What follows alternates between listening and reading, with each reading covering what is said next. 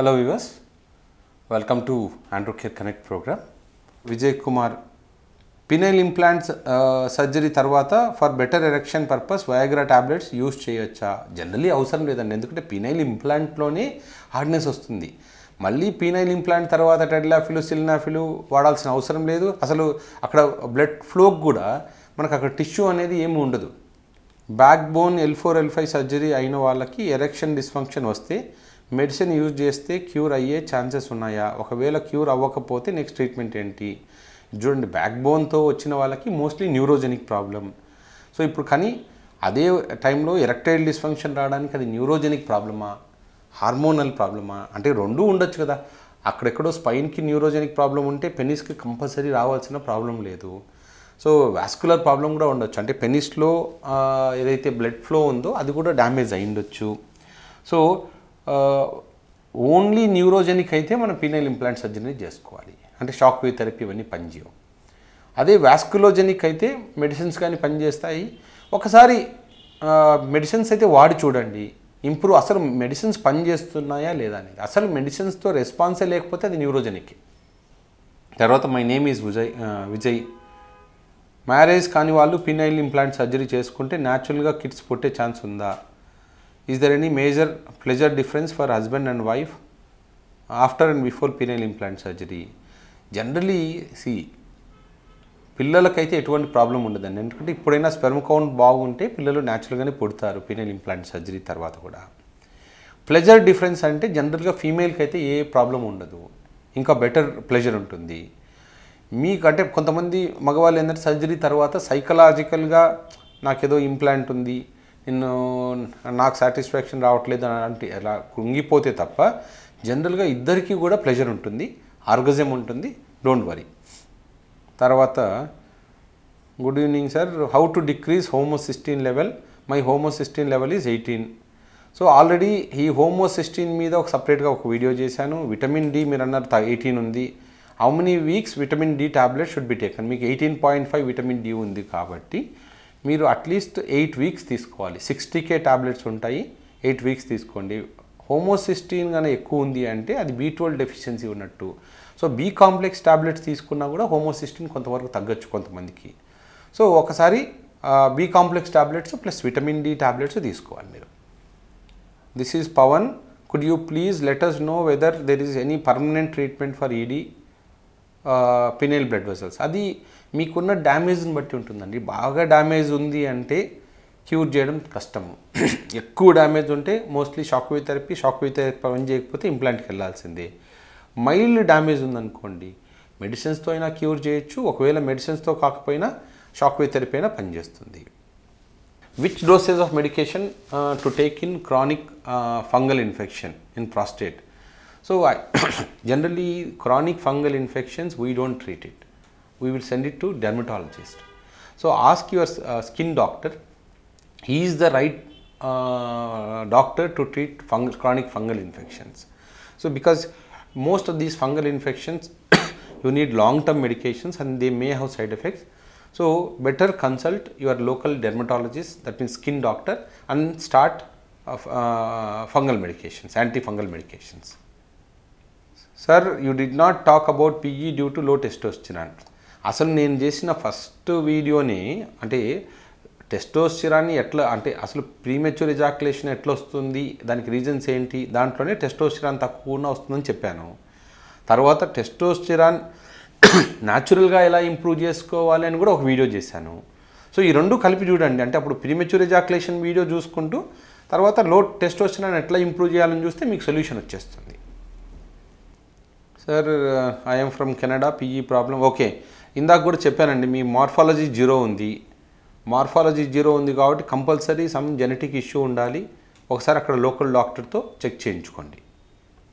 తర్వాత hello sir, I had examined LH, FSH, testosterone, prolactin. Can I test CT scan are can prostate infections? ఈ prostate ఇన్ఫెక్షన్కి best solution ఏంటంటే best scan ట్రాన్స్ rectal ultrasound అంటాం. అంటే CT scan MRI కన్నా ఈ ట్రాన్స్ rectal అల్ట్రాసౌండ్లోని మనకు better find out అవుతుంది. So CT scan ఎంఆర్ఐలు అని చాలా ఎక్స్పెన్సివ్ కాబట్టి డోంట్ థింక్ ఆఫ్ దెమ్. తర్వాత John, I'm facing severe premature ejaculation, it's happening same for second round also. So మీకు 2 వీడియోలు చేశానండి, డీటెయిల్డ్ వీడియోస్. అసలు అంటే ప్రీమెచ్యూర్ ఎజాకులేషన్ ఎందుకు వస్తుంది, ప్రీమెచ్యూర్ ఎజాకులేషన్కి ఏ మందులు వాడాలి, 2 చేశాను. 2 కలిపి చూడండి. సొల్యూషన్ దాంట్లో మీకు అర్థం అవ్వకపోతే అప్పుడు ఒకసారి చూద్దాం, ఎందుకంటే ఆల్రెడీ డీటెయిల్గా అవన్నీ నేను చెప్పాను. తర్వాత sir I'm having ED with Peyronie's, I'm a diabetic, my HbA1c is 8.1. 8.1 అంటే చాలా హై ఉందండి, షుగర్ ఎక్కువగా ఉంది అన్నట్టు. Suggest any penile implant, remaining test like testosterone is good. Okay, so first penile Doppler చేయించుకోండి.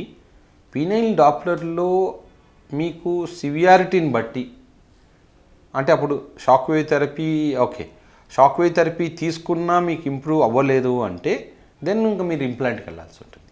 ఒకవేళ ఇంప్రూవ్మెంట్ బాగానే ఉంది అంటే దెన్ అవసరం లేదు. తర్వాత sir what is success rate for chronic prostatitis and what is next step if shock wave therapy antibiotics don't work. So ఇప్పుడు అదే డిఫికల్ట్ సిచ్యువేషన్ అండి. ఇప్పుడు యాంటీబయాటిక్స్ కూడా పనిచేయకపోతే అంటే ప్రాస్టైటిస్లో షాక్ వేవ్ థెరపీ పనిచేయాలి. షాక్ వేవ్ థెరపీ పనిచేయకపోతే జనరల్లీ ఏమవుతుందంటే ఎక్కువ sessions తీసుకోవాల్సి వస్తుంది, లేదా యాంటీబయాటిక్స్ డోసేజ్ ఎక్కువ పెంచాలి. తర్వాత why the effects goes back to 0 within an year, does it mean we have to take this for rest of the life. ఇది షాక్ వేవ్ థెరపీనా? ఇది షాక్ వేవ్ థెరపీ అనేది ఇప్పుడు పినైల్ వాస్కులర్ డ్యామేజ్ అవ్వడానికి కొన్ని రీజన్స్ ఉంటాయండి. ఆ రీజన్స్ని మనము కరెక్ట్ చేయకపోతే, అంటే స్మోకింగ్ కానీ, ఆల్కహాల్ కానీ, జంక్ ఫుడ్ కానీ, హైపర్ టెన్షన్ కానీ, డయాబెటీస్ కానీ, ఇవి మనం ట్రీట్ చేయకుండా షాక్ వేవ్ థెరపీతో కొత్త బ్లడ్ వెజల్స్ వచ్చినా కూడా మళ్ళీ ఆ కొత్త బ్లడ్ వెజల్స్ కూడా మనం ఏదైతే రూట్ కాజ్ మనం ట్రీట్ చేయట్లేదు కాబట్టి వాటి వల్ల డ్యామేజ్ అవుతుంది, అందుకని మళ్ళీ 0కి వెళ్తుంది. ఇది మరీ 1 ఇయర్లో వెళ్ళదు, మినిమం పనిచేస్తే 3 to 5 years పనిచేస్తుంది మినిమం. సో 1 ఇయర్ అనేది అది ఎవరికైనా అంటే అసలు కంట్రోల్లో లేకుండా రోజు క్రానిక్ స్మోకర్స్ అట్లా ఉన్న వాళ్ళకి ఏమైనా పోవచ్చేమో, కానీ in general shock wave therapy 3 to 5 years పనిచేస్తుంది. తర్వాత sir success rate of shock wave therapy in prostatitis please explain in video. Already చేశాను నేను మీకు అన్నీ, మొత్తం షాక్ వేవ్ థెరపీ ప్రాస్టైటిస్కి ఎలా పనిచేస్తుంది అన్న దాంట్లో అన్నీ చేసేసాను, ఒకసారి చూడండి. Ajay, hello sir, in previous video you said to me check thyroid and estrogen test, prolactin test for low libido. So థైరాయిడ్లో TSH or T4 which is best? TSH సరిపోతుంది, లేదా మీరు ఇచ్చేది ఏదో థైరాయిడ్ ప్రొఫైల్ అని ఇవ్వండి, T3, T4, TSH 3 వచ్చేస్తాయి. జనరల్గా థైరాయిడ్ టెస్ట్ ఏంటంటే ఫాస్టింగ్లో చేయించుకోవాలి, ఏమి తినకుండా వెళ్ళి చేయించుకోవాలి. తర్వాత sir I'm RK, I'm okay, my prostate PSA test is 15. Okay,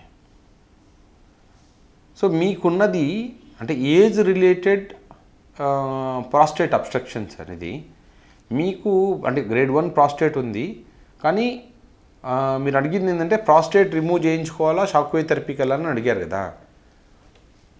ఇప్పుడు ప్రాస్టటైటిస్ ఉంటేనే షాక్ వేవ్ థెరపీ పనిచేస్తుంది, అంటే ప్రాస్టేట్ గ్రంథిలో ఇన్ఫెక్షన్ ఉంటేనే చేయించుకోవాలి.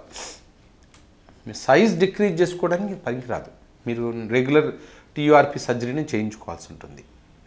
అంతే అండి, చాలా వరకు నేను చేసేసాను అన్నీ, అంటే లాస్ట్ 2 weeksలో ఉన్న క్వశ్చన్స్ అన్నీ కవర్ చేసేసాము. సో ఇప్పుడు ఏంటంటే ఇప్పుడు చాలా వరకు బ్యాక్లాగ్స్ అన్నీ అయిపోయాయి కాబట్టి ఇంకా నెక్స్ట్ అంటే ఇప్పటి వరకు మీకు చాలా రోజులు వెయిట్ చేయాల్సి వచ్చింది, అంటే చాలామంది క్వశ్చన్స్ అడుగుతున్నారు, మేము కూడా మల్టిపుల్ వీడియోస్ చేస్తున్నాము. ఇంకా నాకు తెలిసి ఏంటంటే ఇప్పుడు క్వశ్చన్స్ తక్కువగా వస్తున్నాయి కాబట్టి ఏ వీక్ ఆ వీకే నేను వీడియో చేసేస్తాను. సో ఎందుకంటే నాకు ఇప్పుడు ఇది అయిపోతే నేను పినైల్ ఇంప్లాంట్ గురించి సిరీస్ స్టార్ట్ చేయాలి. సో ఇది అయిపోయిన తర్వాత నేను వెంటనే పినైల్ ఇంప్లాంట్ సిరీస్ స్టార్ట్ చేద్దాం అనుకుంటున్నాను. Okay, thank you viewers.